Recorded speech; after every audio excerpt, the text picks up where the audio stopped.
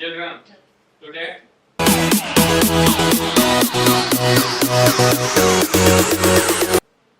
something about articles. Articles are one of the parts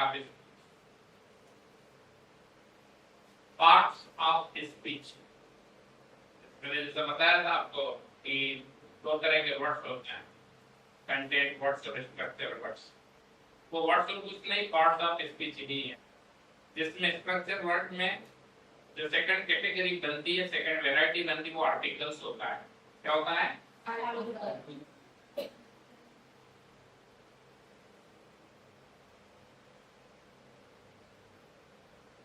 articles कितना होता है? ये बोला करो ना। एन और एक और एन दोनों का मीनिंग होता है एक, सिर्फ साउंड का डिफरेंस होने पर इनको अलग अलग जगह यूटिलाइज किया जाता है।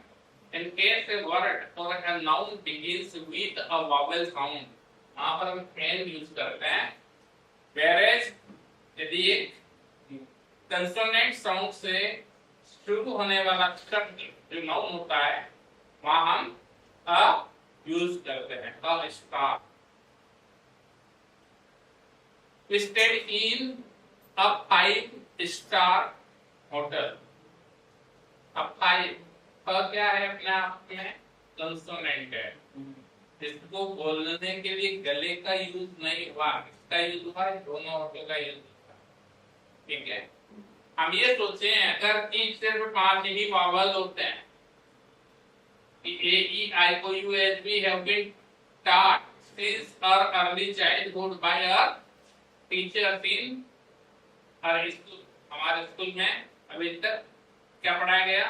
बोले A, E, I, O, U, ये 5 वावल है, तो वो इनकरेक्ट प्रिसेप्ट है, वो इनकरेक्ट थ्योरी है, वो इनकरेक्ट प्रिंसिपल, गलत सिद्धांत है। क्या है? गलत सिद्धांत। जैसा इस संस्कृत समग्र भाषाओं की जननी है, यहाँ पर हम देख रहे हैं कि वॉवेल्स भी इंग्लिश में 12 साउंड लिए हुए होते हैं। कितने? प्योर वॉवेल्स बोलते हैं। क्या बोलते हैं? जैसे हमारे यहाँ पर अ, आ, ई, उ, ए, ऐ, ओ, औ, अम, कभी सीखा होगा आपने, वैसा ही इंग्लिश में भी होता है। क्यों? क्योंकि यदि मैं एक्ट लिखूं या एक्टर लिखूं या एक्शन लिखूं, तो वहां ए से शुरू होने वाला वर्ड सिर्फ ए एडी का एक साउंड क्रिएट करता है। लेकिन मैं आर्टिस्ट लिखूं तो वो भी ए से ही शुरू हो रहा है। लेकिन मैं ऑल लिखूं, ए डबल है, तो आ नहीं है, ओ। जीरो ना तो आ में आ रहा, ना वो ओ के लिए में आ रहा, दोनों के बीच का एक अवयव है। ठीक है, क्या लिख दिया हमने? आर्ट। एक जगह लिखा हमने क्या? एक्ट। एक जगह लिखा हमने ऑफ। लेकिन तीनों के साउंड जो है अलग अलग क्रिएट हो रहे हैं। इसको फोनेटिकली देखा जाए तो इसका फोनेटिक ट्रांसक्रिप्शन क्या बनता है?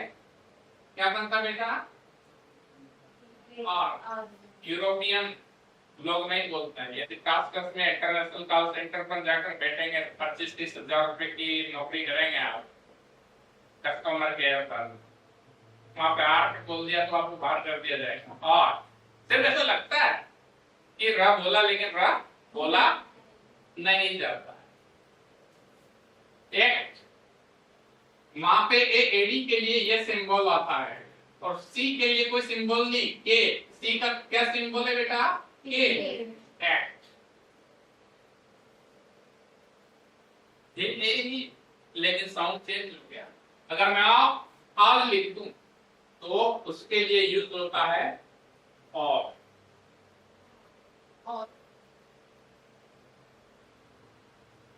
क्या यूज होता है? और।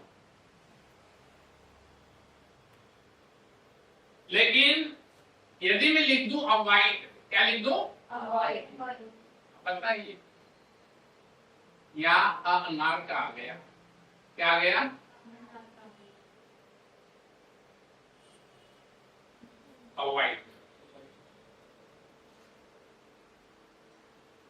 देखिए ही कितने साउंड है। आप सोचो कि ये अपने आप में वावल है, मैं जानता हूं कि it is called pure vowel, but the same vowel creates 4 to 5 kinds of further pure vowels. आगामी 5, 4 या 5 प्योर वावल्स फिर बना देता हूं, बना देता है। तो 4 तो ऐसे ही बनता है। अगर मैं लिख दूं ऐसा ही सेकंड वाला ए, क्या लिख दिया, क्या लिख दिया, तो एक ही रहेगा, क्या रहेगा,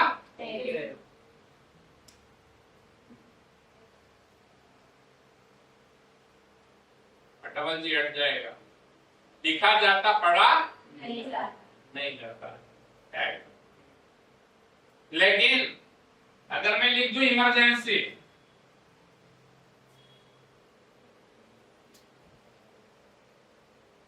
तो ई का क्या काम हो गया,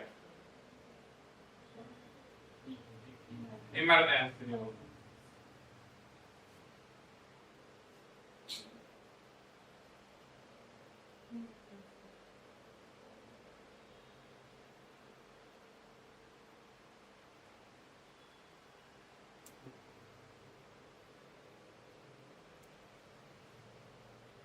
इमरजेंसी या फोनेटिक ट्रांसक्रिप्शन। तो ई के 2 साउंड बन जाए। ऐसा ही एक ही जगह में एक और चीज लिख दूं, एरर, गलती पाई गई है आपके क्वेश्चन में। एरर क्या पाई गई है, एरर।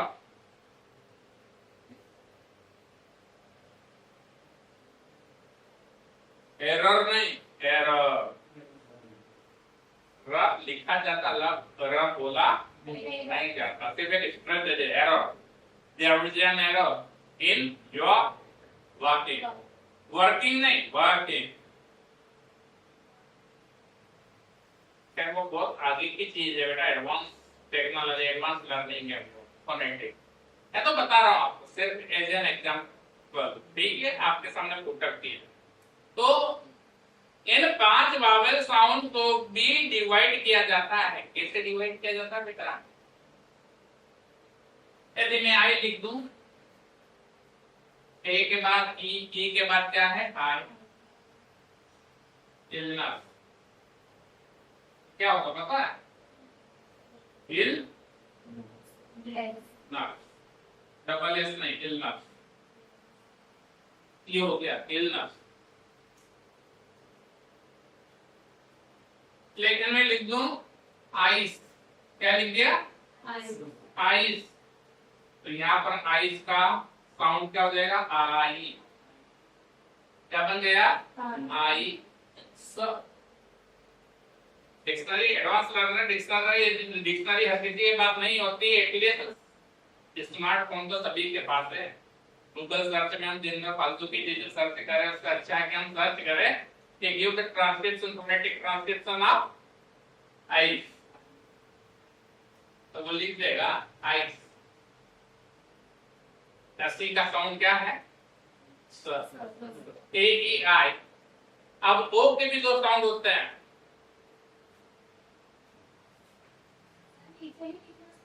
हाँ दिख जाएगा, एक लाइन तक दिख जाएगा। ओके, मैं लिख देता हूं। यदि ओ को हम उठा लें यहां से,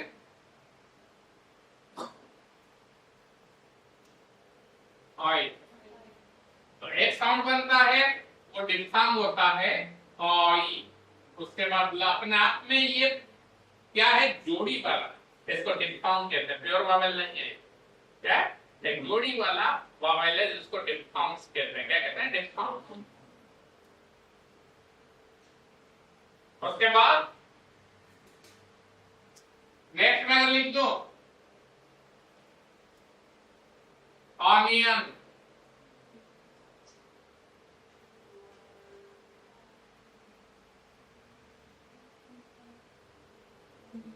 ऑनियन,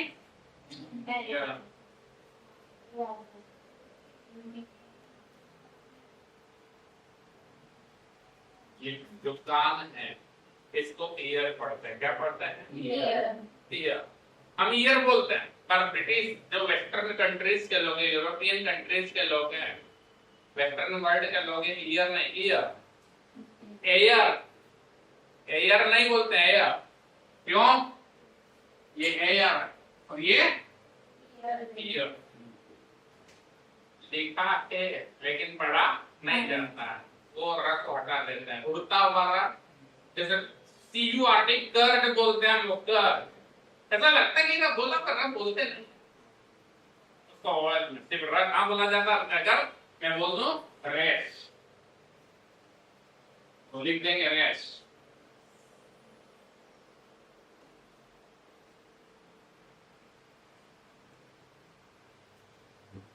रेस आई की मात्रा है रेस। उसके बाद नेक्स्ट में हम क्या लिखेंगे? रेस के बाद क्या लिखेंगे बेटा? अगर हम लिख दें क्रश, क्या लिख दें? उछल देंगे क्रश।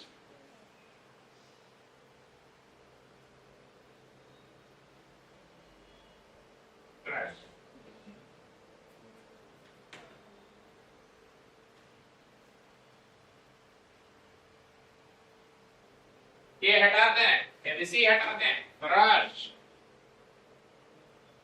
तो क्या हो जाएगा? रश।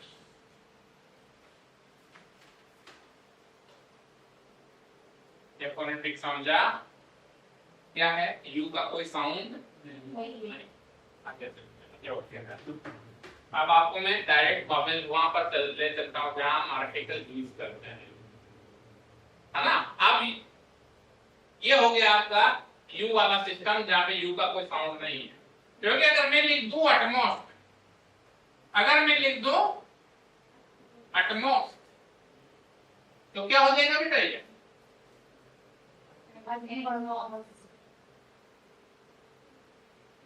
अनार का है, क्या है बेटा? अनार का। एटमॉस्ट और ओ की मात्रा के लिए कभी भी ध्यान रखिए, आपको हिंदी में सिखाया गया है स्वर संधि। अ धन उ बराबर ओ। ये अनार का है और ये उ उल्लू का है, ठीक है? ये डिफार्म बना उ की मात्रा के लिए एटमॉस्ट।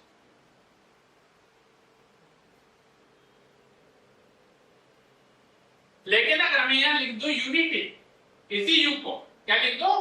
क्या यूनिट लिख दिया तो ये यति के लिए वाई यूज नहीं होता फोनेटिक में, वो जे जैसे सिंबल यूज करता है। या जे का मतलब यमुना, नाम सुना नदी का नाम यमुना, लेकिन कई महिलाओं का नाम जमुना बाई होता है। जमुना जमुना नहीं मतलब पता जमुना, ये का पता जमुना, जमुना इस मामले का जमुना कपड़े का जमुना। यह और जगह बहुत अपने आप में बहुत ज्यादा सटीक क्या है? संबंध है। इसलिए फोनेटिक में यह नाम की कोई चीज नहीं है, तो यह के लिए वो जे यूज करते हैं। लेकिन जे का जो साउंड होता है वो ये यति का होता है। वो क्या बोलते हैं? यमुना की जगह यूनिट, और यूनिट की जगह यूनिट को इस तरह से पढ़ाओ की मात्रा है यूनिट, यूनिट नहीं है, क्या है? क्योंकि अगर मैं लिख दूं यहाँ पर येट, अभी क्या लिखेंगे? इसको येट पढ़ेंगे, जेट नहीं पढ़ेंगे। फोनेटिक है। वेस्टर्न कंट्रीज वालों को आ आ ई का खा ग ग अंगा ये नहीं आता है, उनको सही उच्चारण सिखाने के लिए फोनेटिक दी जाती है, ठीक है? अब देखिए, अभी हाल में आपके सामने चीज रख रहा हूं, आपको कंफ्यूजन है।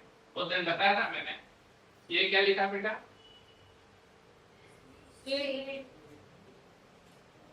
ठीक है, अच्छा बताइए ये क्या लिखा है? ये क्या लिखा? आपने क्या पहन रखा है? तो ये क्या है? क्या है ये? क्या पढ़ेंगे इसको? बताइए, इसे क्या पढ़ेंगे? अरे क्या पहनते हैं हम? दूल्हा क्या पहनता है? सूट। ठीक है, लेकिन इसी सूट में ई लगा दो तो क्या बन जाएगा? स्वीट बन जाएगा। वो स्वीट का मतलब मीठा। अगर स्वीट में लगा दो तो स्वीट मतलब मिठाई। अपना स्वीट, अपना स्वीट नहीं है। क्या है वो? अपना। किसी भी मिठाई की दुकान पे जाइएगा तो वहां पे स्वीट नहीं लिखा, वो स्वीट्स लिखता है। क्या लिखता है? स्वीट्स। मिठाई है, मिठाइयाँ, whatever they wanted to represent their products or goods that they have put to be sold out, बेचने के लिए रख रखी हुई चीजें, विक्रय हेतु चीजें रख रखी है। अब यहाँ पर है स्वीट का मतलब क्या है? स्वीट और स्वीट में क्या फर्क है बताइए? दोनों का फोनेटिक क्या है?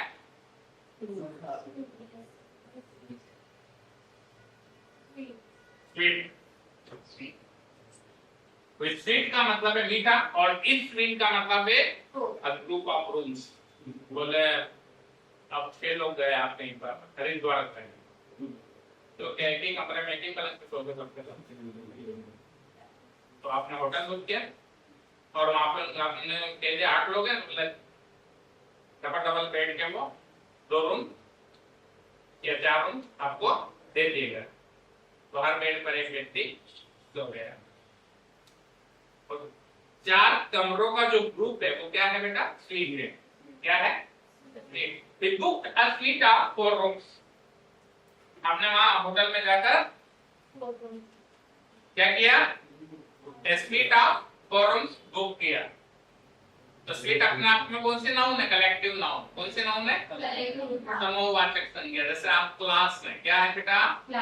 क्लास। लड़कियां एक तरफ बैठी हैं, सिर्फ लड़कियों का समूह का कोई स्टूडेंट से लेना देना, कोई मतलब स्कॉलरशिप में लेना देना नहीं, स्कॉलर नहीं, स्टूडेंट सर्कल को बिलोंग नहीं करते। लड़कियां ग्रुप बनाकर जा रही हैं, लड़कियों का ग्रुप बैठा हुआ कहीं पर, तो वो क्या कहलाएगी? किड्स नहीं, तो कमरे होता है बेबी, बीई बीमा, B E baby of girl, baby of girls. चलो अब मैं डायरेक्ट आ रहा हूं आर्टिकल पर। तो देखिए एक ही वावेल से, AEIOU, एक ही वावेल से कितने साउंड बनते हैं? होते साउंड अलग अलग क्रिएट होते हैं ना। अब हम आगे चलते हैं। तो यहाँ पर आप कंफ्यूज मत होना भाई, putting up A correct article. सही आर्टिकल को पुट अप करते समय कंफ्यूज मत होना, ये आर्टिकल को कैसे करेक्टली सप्लाई किया जाता है। अब आपके सामने सिर्फ सेंटेंस रखूंगा और उसमें आपको डिफरेंशिएट करें। 2 एक जगह सेंटेंस रख दूंगा, एक जगह आर्टिकल होगा, एक जगह आर्टिकल नहीं होगा। क्या दोनों में आर्टिकल होंगे पर दोनों ही सेंटेंसेस के मीनिंग डिफरेंट होंगे? वो आपको क्या करना है? दिमाग में रखना है।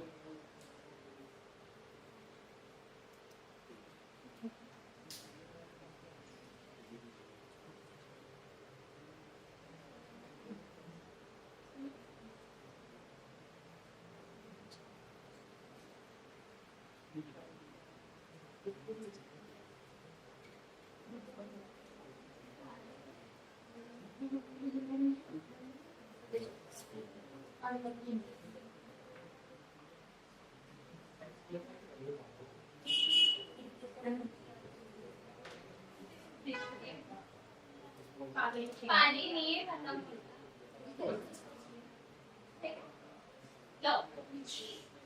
Your voice is being recorded in the video clips. Okay, please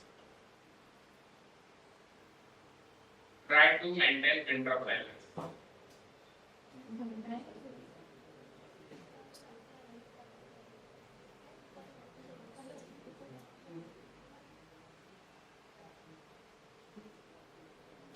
देखिए मेरा नहीं दीदी गाड़ी का इनको बता दो मेरा I have a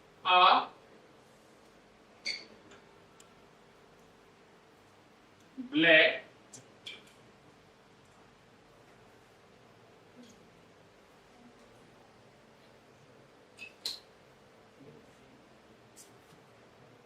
and white cloud. I have a black and white white. देखा है? दिख रहा है सभी को? हाँ आर्टिकल कहाँ लगा? अगर मैं इसको सेंटेंस लिख डालूं, I have a black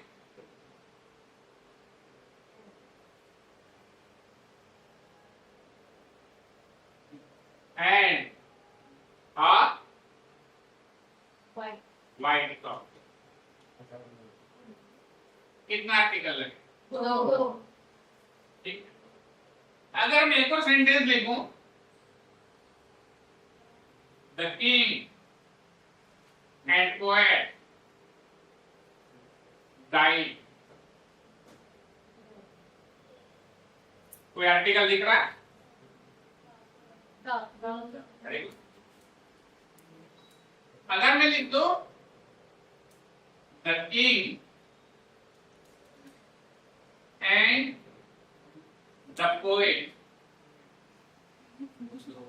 died. दो वाइट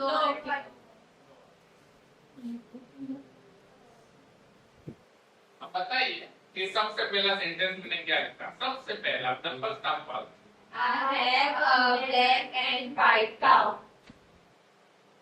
बेटा सेंटर आप बताइए कि सबसे ऊपर वाले सेंटेंस का मीनिंग क्या है? What is the meaning of the uppermost sentence?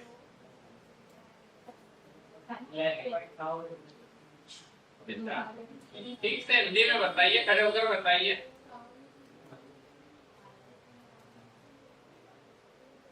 बताइए।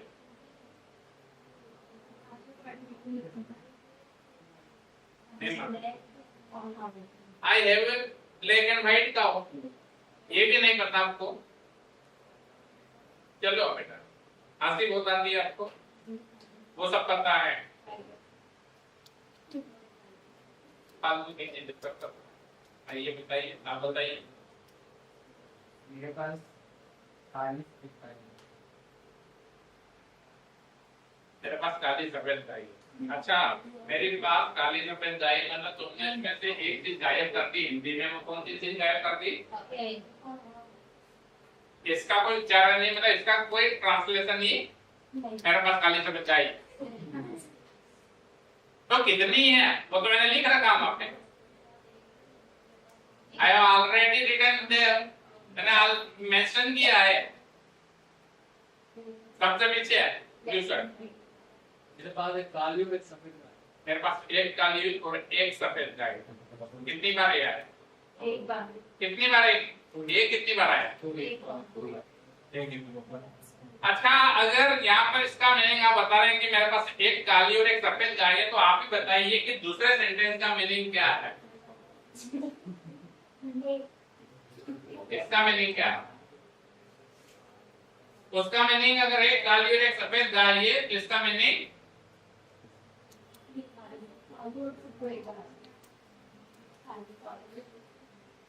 आप बताइए। मेरे पास एक काली और एक सफेद गाय। ऊपर वाले में। मेरे पास एक ब्लैक एंड व्हाइट काउ, मतलब काली और एक सफेद गाय। एक काली और एक सफेद गाय, ये ऊपर वाले में। अच्छा बेटे, आपका क्या नाम है? हाँ बताइए, सबसे ऊपर वाले का मीनिंग। तो मेरे पास एक काली सफेद कॉइन है। मेरे पास एक काली सफेद Right. राइट। तो यहाँ हमने एंड को कोई यूज नहीं किया, Right. एंड का कोई यूज नहीं है। काली और सफेद गाय है तो फिर मेरे पास एक काली और सफेद गाय है हाँ. ना। Very good. हाँ. तो कितनी गाय हुई टोटल? अनेक एक ही गाय, जो कितने कलर की है? दो कलर की है. गाय एक ही कलर दो दो है, मतलब उस पर काले धब्बे भी हैं। गाय सफेद है लेकिन कुछ काले धब्बे भी है. लगे हुए। There are a few black spots on its body. उसके शरीर पर कुछ काले धब्बे हैं। सेंटेंस को जब तक आप समझेंगे नहीं, उसकी गूढ़ता को, उसके रहस्य को, उसकी डेप्थ में नहीं जाएंगे, तब तक आप खुद को कैसे एक्सप्रेस कर पाएंगे, पार्ट ऑफ स्पीच कैसे समझ पाएंगे, पार्ट ऑफ स्पीच को यूटिलाइज कैसे कर पाएंगे, नहीं कर पाएंगे। मेरे पास एक ऐसी गाय है जो काली और सफेद। मेरे पास एक गाय है जो काली और सफेद। मेरे पास एक काली और सफेद गाय है। और दूसरे आप बताइए सबसे आगे, I have a black and a white cow. आप बताइए इसका मीनिंग क्या है? मेरे पास एक ब्लैक और एक व्हाइट काऊ है. कितनी काऊ है टोटल? दो. एक काऊ कैसी है ब्लैक और दूसरी काऊ कैसी है? व्हाइट. सारा समझ लो कुछ, आर्टिकल समझ में आ रहा है? ऊपर वाले में कितने आर्टिकल लगे हैं ये और दूसरे वाले में कितने आर्टिकल? दो. एक आर्टिकल एक ही चीज को बताता है। एक का मतलब ही होता है, ठीक है। व्हाइट और ब्लैक तो क्या है? एडजेक्टिव है, विशेषता बता रहा है, संज्ञा विशेषण। मैंने बताया था, कंटेंट वर्ड में बताया था। नाउन, और नाउन का क्या होता है संज्ञा विशेषण? एडजेक्टिव।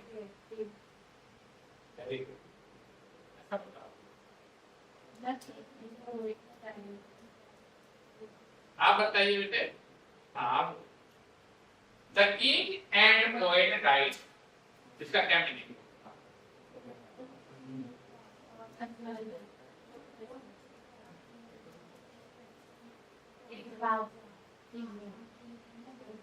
उसी को पता नहीं, बताएंगे।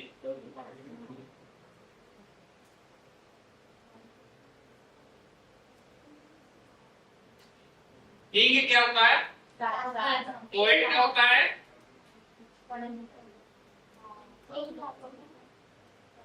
हाँ,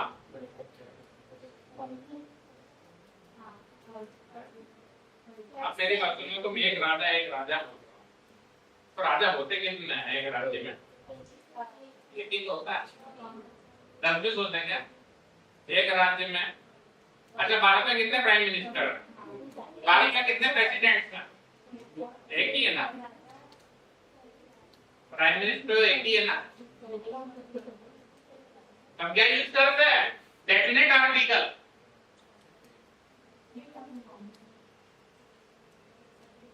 क्या यूज करते हैं? Definite article. जहाँ अकेला कोई काम करता है वहां पर एक लगाने की आवश्यकता नहीं है। एक हम कहाँ यूज करेंगे? जहाँ पर ऑलरेडी क्या प्रयुक्त किया गया है? एक का मीनिंग एक। तेरे पास एक काली और सफेद गाय, तेरे पास एक काली और एक सफेद गाय, लेकिन दूसरे का मीनिंग क्या है बेटा? आप सबसे पीछे वाली, इधर वाली सबसे पीछे है। आप बताइए बेटा, the king and poet died का क्या मीनिंग बताया इन्होंने? राजा और कवि डाइड, मर गए। राजा कवि मर गए, तो कितने थे लोग? दो लोग थे। तुम दोनों बैठो।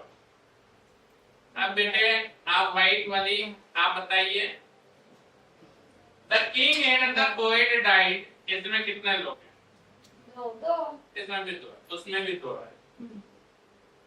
आप बताइए बेटे ब्लू वाली,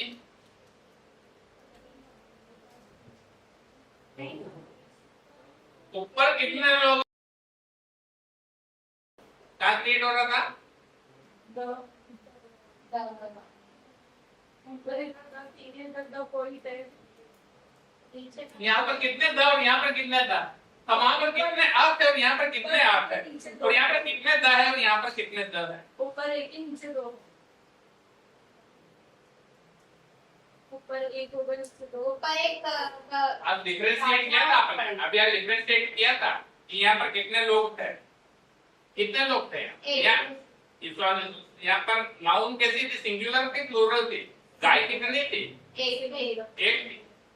या गाय कितनी है? दो अब यहाँ पे लोग कितने होंगे? दो दो एक कौन बोला दो? आप बताइए, आप भी दो बोल रहे, और ये भी दो है, ये भी दो है, ये भी दो है।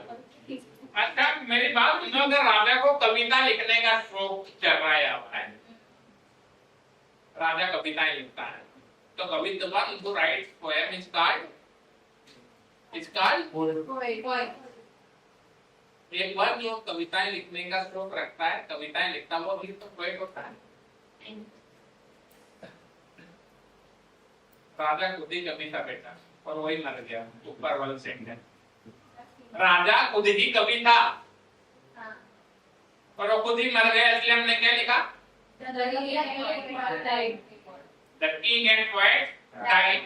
लेकिन हम यहाँ पे विक्रमादित्य के दरबार में कालिदास थे।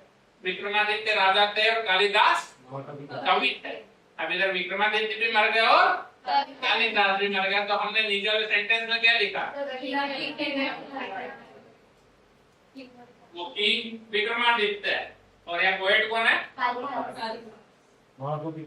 समझ में गया? आई समझ में? ठीक है, दो अलग अलग लोग, दो आर्टिकल है, means the noun remain different. Nouns कैसी है? सिंगुलर में पर डिफरेंट है। कैसी है? सिंगुलर, लेकिन रहेगी कैसी? डिफरेंट रहेगी। और अगर एक ही आर्टिकल यूज हुआ है तो दोनों तरफ जो नाउन है वो अकेले, दोनों तरफ जो नाउन है वो अकेले ही व्यक्ति को, अकेले ही वस्तु को, अकेले ही जानवर को या पशु पक्षी को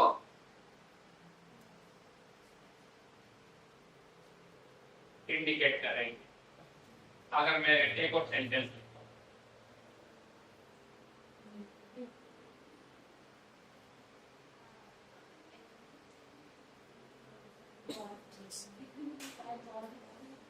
बांट है, और अगर मैं एक बार और लिख दूं,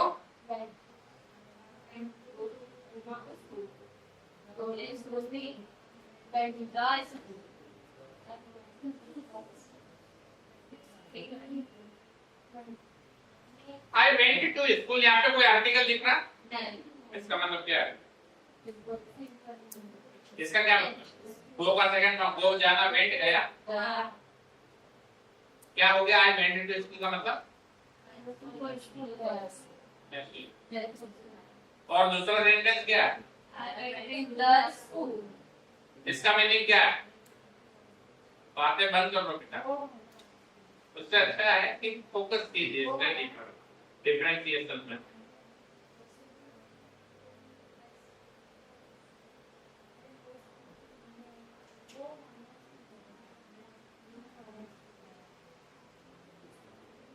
क्या है बेटा, बताइए जल्दी।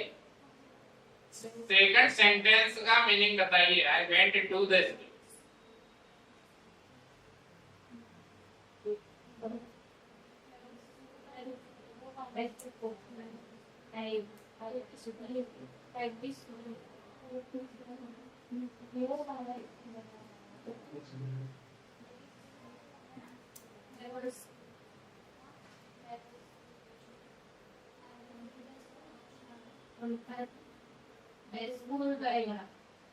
बस मैंने भी कोई आर्टिकल यूज नहीं किया, तो सभी को पता है आई वेंट टू स्कूल में स्कूल गया, लेकिन अगर मैंने लिख दिया I went to the school, went to the school, अच्छा बताओ इसमें करेक्ट कौन है, इनकरेक्ट कौन है? क्या है? कोई करेक्ट है, कोई इनकरेक्ट है? कुछ मैंने गलत लिखा है? अच्छा ऊपर वाला करेक्ट है और नीचे वाला ये मान लीजिए ये करेक्ट है, दिस इज करेक्ट। मैं खुद बोल रहा हूँ कि ये करेक्ट है। अब नीचे वाला जो मैंने लिखा ये करेक्ट है क्या? नहीं है बेटा, ये भी करेक्ट है, लेकिन दोनों के मीनिंग अलग अब किस भाव में वाला अलग है, इन विच सेंस दैट गेट डिफरेंशिएटेड बताइए।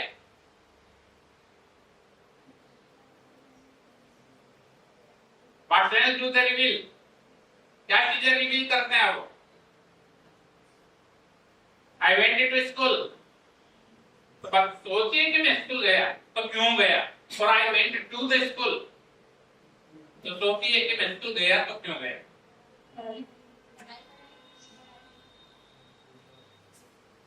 आप स्कूल जाते हो बेटा? जाते हो ना? आई विल जाती स्कूल, इसलिए जाती हो। पढ़ाई Why do you go to school? पढ़ाई के लिए, and you are regular student, regular, and you have to go to school regularly every day, with the except Sunday or any holiday that falls in between your regular schedule, school schedule. अगर बीच में कोई छुट्टी आ जाती on account of any festival, so you get notified, आपको notice दे दिया जाता है ये कल मत आना, छुट्टी है, ठीक है? गुरु नानक जयंती है, संत रविदास जयंती है, इसलिए कल छुट्टी रहेगी, होता है।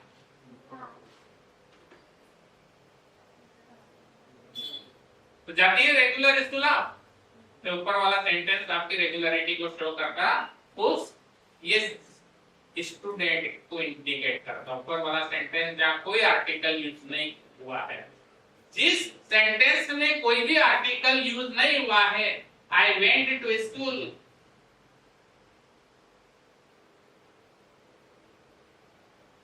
किसको इंडिकेट कर रहा है? किसको? स्टूडेंट में पेरेंट को। किसको? पेरेंट पढ़ने जाते हैं स्कूल, बच्चे घर पे बैठते हैं, पेरेंट बैग लेकर स्कूल जाते हैं पढ़ाई करने के लिए, होमवर्क लेकर आते हैं अपने बच्चे के लिए। आजकल ये होता है बेटा, महंगे स्कूल में क्या होगा, छोटे बच्चे को ढेर सारा होमवर्क दे देते हैं, फिर माँ बाप दो ही बैठकर होमवर्क करते हैं। तो जितना पैसा लेते ना 3 लोगों को पढ़ा रहे होते हैं, एक तो बच्चे और उसके माँ बाप भी साथ में पढ़ते होते हैं।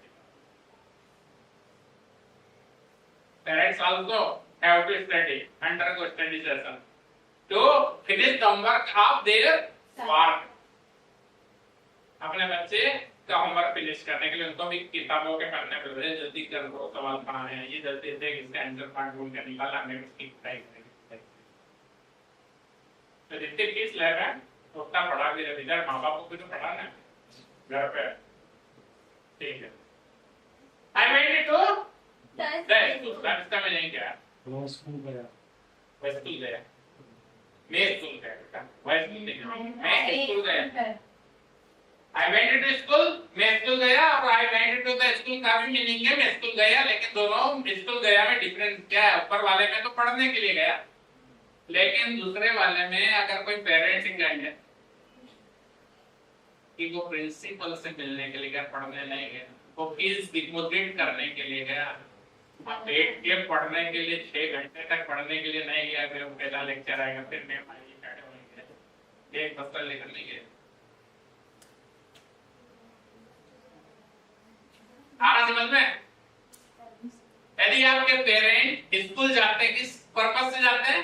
या तो आपके एडमिशन प्रोसेस को लेकर, पर्पस को लेकर, आपकी फीस डिपॉजिट करने के लिए, आपका फॉर्म सबमिट करने के लिए, या किसी और एंट्री के लिए वो जाते हैं, पीटीएम के लिए जाते हैं, पेरेंट टीचर मीटिंग के लिए जाते हैं। तो आपके पापा क्या कहेंगे? I went to school, I went to the school. ये नहीं बोलेंगे आई वेंट टू स्कूल, क्या बोलेंगे? I went to the school.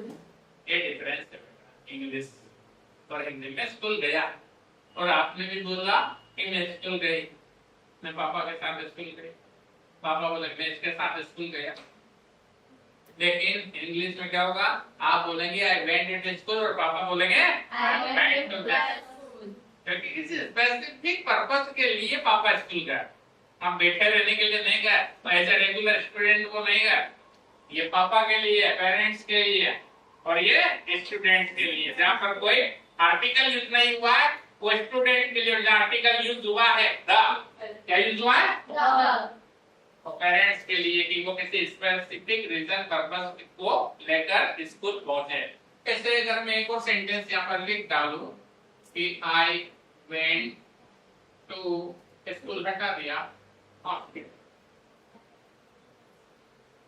और अगर मैं लिख दूं यहाँ पे आई वेंट टू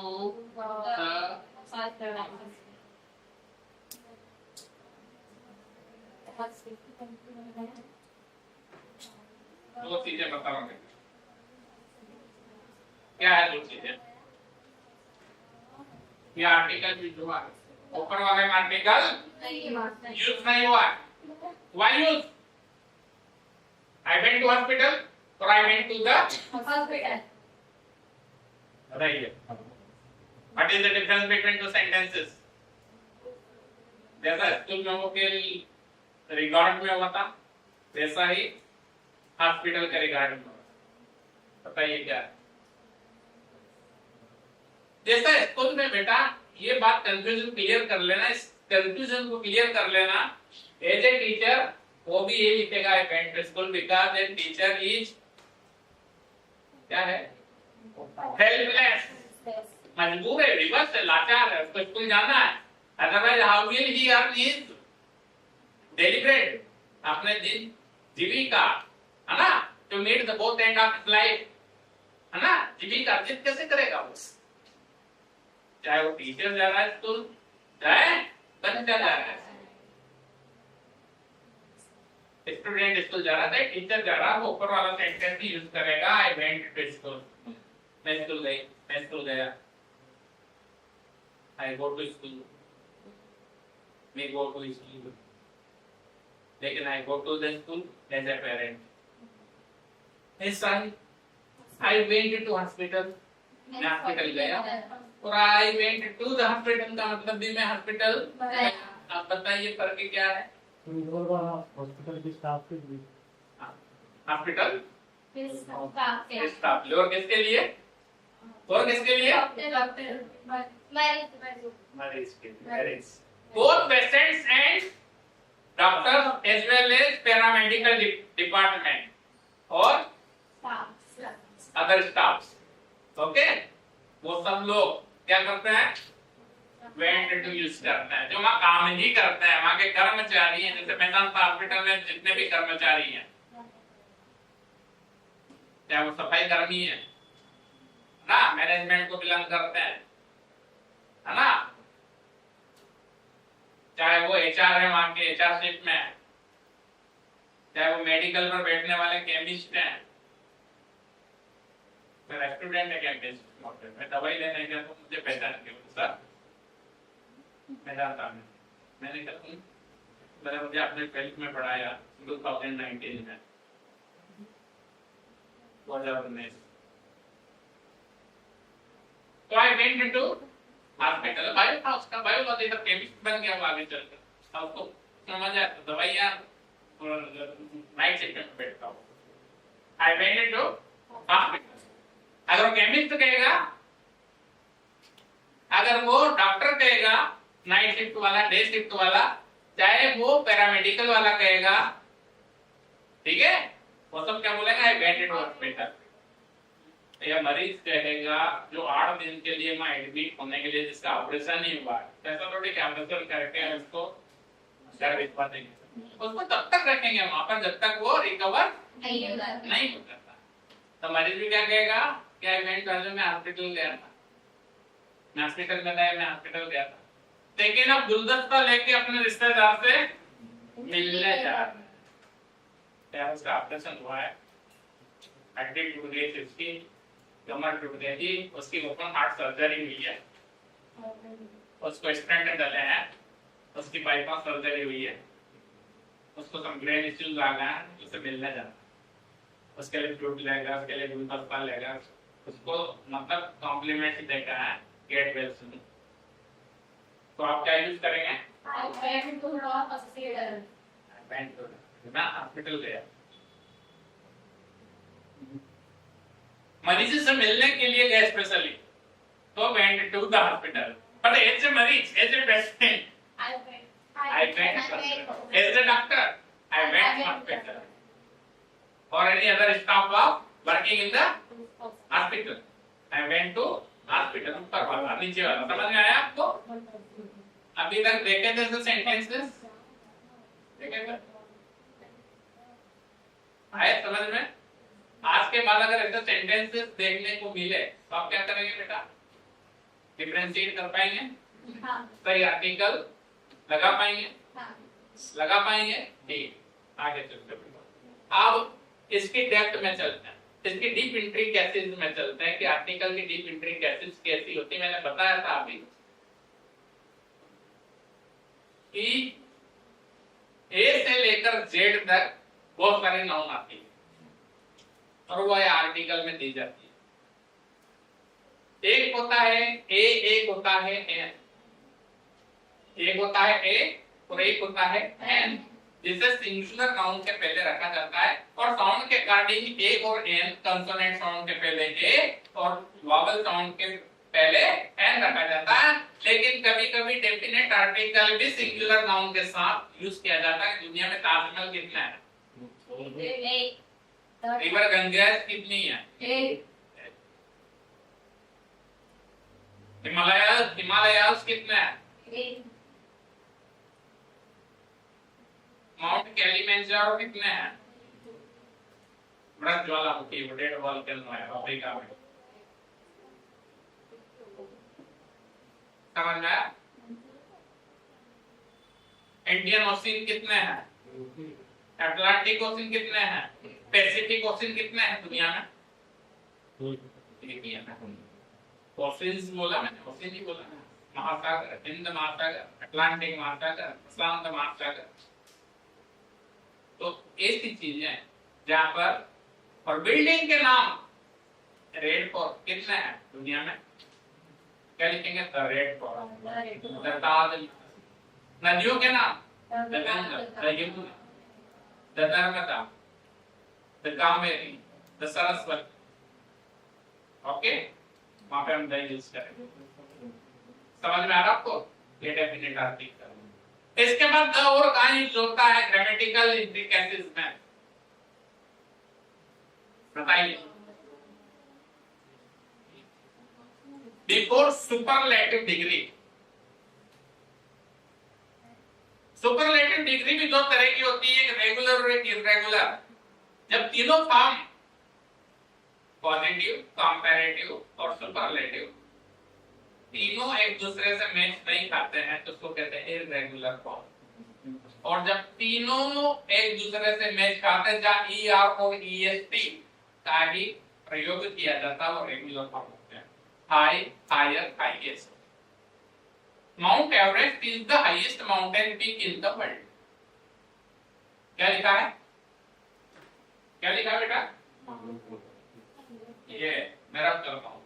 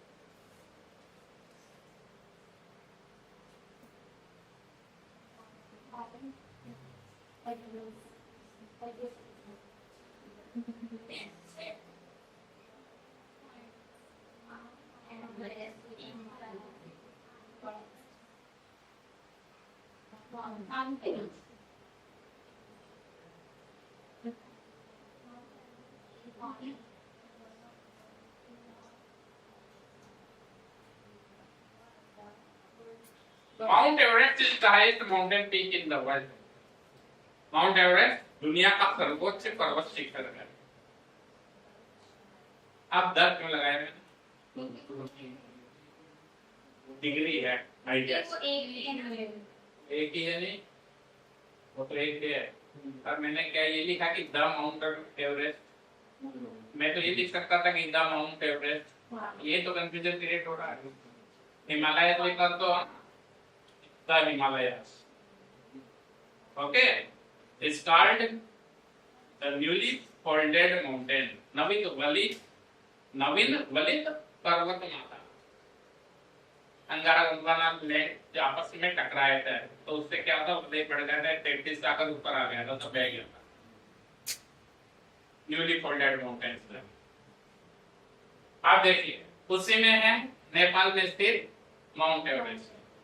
तो सर्वोच्च शिखर, इतना ऊंचा शिखर 8848 मीटर फ्रॉम सी लेवल, समुद्र तल से। अगर मिस्त्री दीवार भी बनाते हैं, in case mason is working to build your house और ए वॉल, एक दीवार बना रहा है एक मेसन, एक मिस्त्री, तो क्या करता है, एक ट्रांसपेरेंट वेसल के अंदर, एक नली के अंदर पानी भरता है।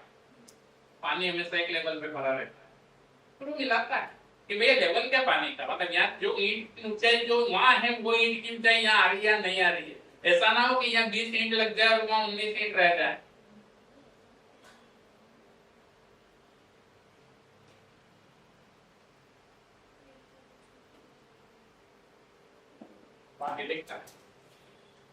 Mount Everest is the highest mountain peak in the world. और आपको कह दिया जाए, एग्जाम में आता है कि rewrite the sentence using a positive degree। अब पॉजिटिव डिग्री, हम 3 तरह की डिग्री जानते हैं। एक होता है हाई, एक होता है हायर, और तीसरा होता है हाई।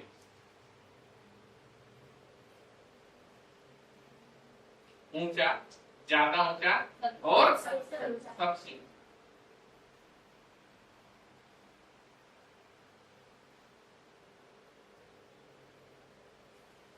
ऊंचा, ज्यादा ऊंचा, सबसे ऐसा ऊंचा कोई ही नहीं।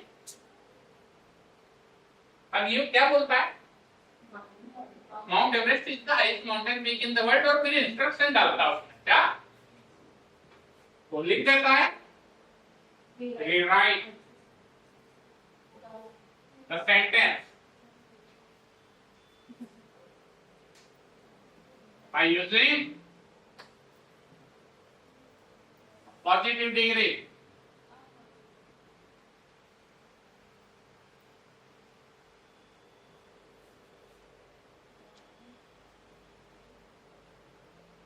without changing its sense। इसका भाव बदले बिना, भाव चेंज नहीं होना चाहिए, बात वही रहना चाहिए, पर डिग्री बदल जाना चाहिए। ये पूछा जाता है, एग्जाम में पूछा जाता है, सेंटेंस दे दिया जाता है, कह दिया जाता है कि rewrite the sentence using a positive degree। Okay, अब हमको ये पता होना चाहिए, स्वविवेक से हमें समझ लेना चाहिए कि डिग्री कौन है। तो मुझे पता है कि हाईएस्ट है, ये डिग्री है, ये डिग्री है हाईएस्ट। और पॉजिटिव कौन है, ये सुपरलेटिव है, highest, positive, comparative, positive, comparative और सुपरलेटिव। अब हमें पॉजिटिव यूज करना है, कैसे यूज करेंगे, तो हम ये बोलेंगे कि पूरी दुनिया में सब कोई पर्वत है ही नहीं जो माउंट एवरेस्ट इतना ऊंचा है, तो पूरी दुनिया में ऐसा कोई पर्वत नहीं है। तो हम डायरेक्ट लिख देंगे पर्वत शिखर के लिए कि नो माउंटेन पीक, उसको फैक्ट लाएगा। पहले नो लिखा यहाँ पर हाईएस्ट के बाद, नो माउंटेन पीक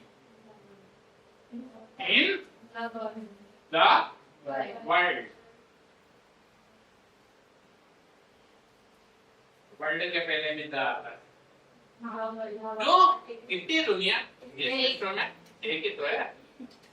जैसा ताजमहल लेके गंगा मैया एक है, इसलिए द लगाया, रेड फोर्ट एक इसलिए द लगाया, दुनिया के पहले भी द लगाया, यूज किया जाएगा।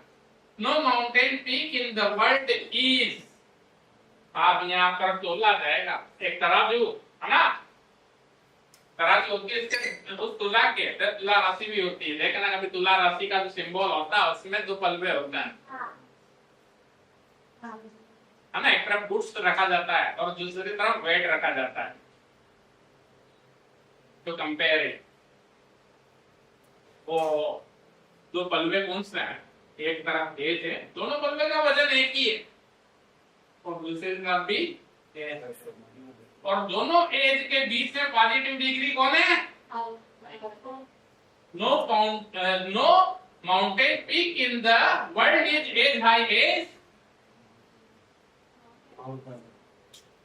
Mount Everest. क्या बहुत बड़ी बात कर दी हमने, दुनिया में ऐसा कोई पर्वत दिखा नहीं है जो माउंट एवरेस्ट इतना ऊंचा।